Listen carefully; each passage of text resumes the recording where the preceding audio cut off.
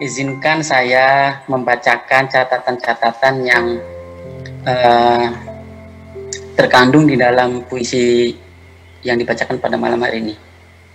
Ada 9 catatan yang saya siapkan. Yang pertama, dari bait pertama, yaitu bahwa kondisi kehidupan seseorang dilihat dari material itu dapat mempengaruhi pertemanan seseorang tersebut. Itu yang pertama. Yang kedua, setelah laki-laki ini mendapatkan hidayah, sadar, ingin memperbaiki diri, hatinya yang ingin jujur hatinya, kemudian dia sadar akan berhadapan dengan praduga buruk orang lain terhadap dirinya karena rekam jejak buruk yang masa lalunya tidak akan pernah hilang.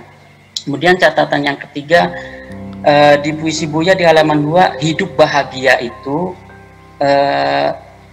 bisa dirasakan dengan menyadari, menikmati, dan mensyukuri apa yang ada dalam genggaman, tidak iri terhadap apa yang dimiliki oleh orang lain. Kemudian berikutnya di halaman ketiga, yaitu kebanyakan orang itu lupa akan kebaikan yang dia terima dan selalu menghitung-hitung keburukan orang lain yang diterimanya. Jadi kebaikan dilupakan, keburukan orang lain dilekatkan. Kemudian di halaman 3 juga Buya mensyaratkan kebahagiaan ada 2. Yang pertama, tidak disangkut pautkan dengan apapun jika ingin kita bahagia, dan kebahagiaan itu akan melekat pada diri kita jika tidak digantungkan dengan kepada siapapun. Kemudian catatan berikutnya yaitu mahalnya belajar hidup di puisi Gelombang Cinta kali ini, yaitu menemukan jati diri. Di halaman 6 Buya mengatakan pelajaran-pelajaran yang kita temui di dalam hidup ini menjadi pribadi yang kokoh. Kemudian di halaman 8, catatan yang berikutnya itu Buya mengilustrasikan atau mengibaratkan keberadaan uang ibarat tidak ada air jadi dahaga, tidak ada uang jadi gelisah. Ketika kebanyakan uang atau air jadi binasa. Yang ini yang dialami oleh laki-laki ini. Kemudian pelajaran yang terakhir yang saya catat yaitu bahwa yang terpenting dari yang dapat kita petik dari pelajaran hidup yang kita alami adalah bagaimana kita bisa belajar dari kesalahan-kesalahan diri sendiri di halaman 8, kemudian naik lagi ke atas ke halaman 4, yaitu dan mau mengambil pelajaran dari kesalahan-kesalahan yang dilakukan oleh orang lain. Itu pelajaran hidup yang sangat berguna bagi saya, dan itu tidak gratis di dalam Gelombang Cinta pada malam hari ini. Kemudian yang lainnya sudah dibahas oleh Pak Jojo terkait pelajaran yang baru tadi. Pak Dik-Dik juga sudah menyinggung dan lain sebagainya. Itu saja yang dapat saya utarakan. Mohon maaf Buya. Terima kasih. Assalamualaikum warahmatullahi wabarakatuh. Waalaikumsalam warahmatullahi wabarakatuh. 9 catatan Buya yang disampaikan oleh Mas Yanus Subhan tadi. Perlu saya jawab dulu. Bahwa memang dalam kehidupan kita ini, kalau kita sedang makmur, banyak duit, teman banyak. Setelah jatuh miskin, ninggalin. Kita kan sehari-hari kan dihormati orang kan berdasarkan penampilan materi. Jarang sekali kita hormat kepada seseorang berdasarkan kemanusiaan, berdasarkan materi. Ketika mobil Anda bagus, Anda dihormati banget kok. Ketika mobilnya bodol, kalau rumahmu itu gubuk reot, Anda tidak dihormati orang. Rumahmu gedong, itulah sebabnya kita terjebak dalam materialisme. Jadi selama ini ketika kita punya teman banyak pada saat kita kaya, itu teman palsu. Teman yang setia ketika Anda jatuh miskin, yang selalu bersamamu, itu kau rawat selamanya. Itu teman yang baik. Itu semacam itu. Yang kemudian, yang kedua, masalah kebaikan dan keburukan. Kita ini banyak tidak mampu mengapresiasi kebaikan orang. Coba kita lagi bercerita, nggak ada yang menyambut kok.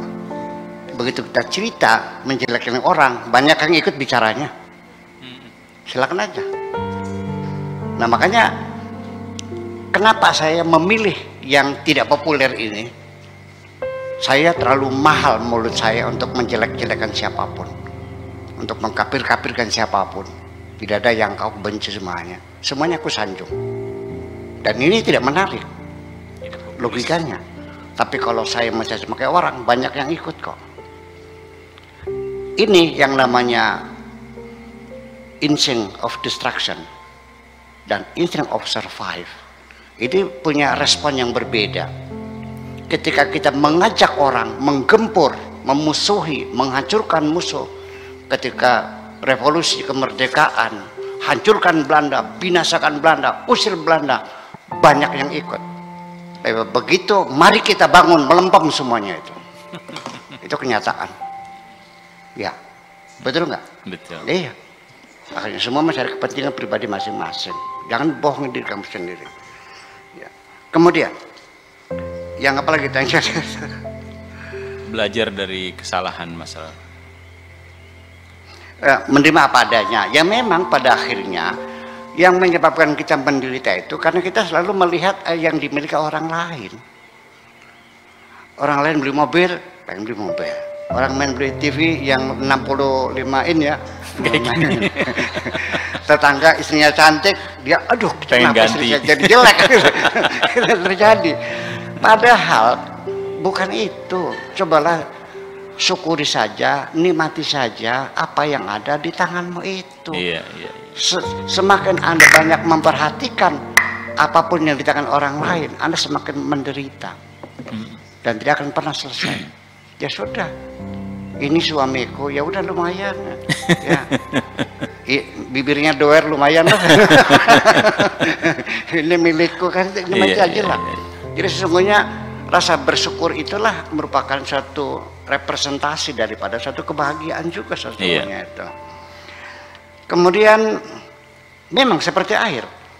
Orang itu, air itu kalau nggak ada air kekeringan, kita dahaga kita juga bisa binasa. Kalau airnya kebanyakan, binasa juga. Binasa juga. Aceh dikasih air begitu banyak, habis. Habis. Iya. Pattaya di Thailand, habis. Habis. Ya, Sri Lanka, Gulung. sama. Kebanyakan air juga bahaya. Harta juga sama. Jangan kau kira engkau menjadi kaya, engkau semakin baik. Engkau akan membinasakan dirimu sendiri. Jadi ketika engkau dikasih miskin oleh Allah, alhamdulillah aku sedang dibimbing oleh Allah. Untuk itu saya doakan kamu jadi miskin semuanya. Gitu. Jadi tergantung. Jadi ada orang yang memang bagusnya kaya. Iya. Ada yang bagusnya miskin. Iya. Jadi kita praduga baik aja lah. Mungkin Allah ngasih rezeki kecil nih karena Allah sayang sama saya sehingga saya terbimbing terus dapat hidayah. Ya kalau orang nggak punya duit kan bagaimana mau ngelacur? Apalagi sekarang tarifnya 120 juta. Dari mana duitnya? Karena kan nggak jadi. Iya. Mau diskotek lagi. Harga teh botol berapa? 50.000. Ya, orang sini hanya 5.000 kok sudah. Ada esnya kok. Duitnya nggak ada. Jadi karena Anda miskin, Anda tidak melakukan kemaksiatan kok. Iya. Iya kan? Tapi ada lagi orangnya bagusnya kaya.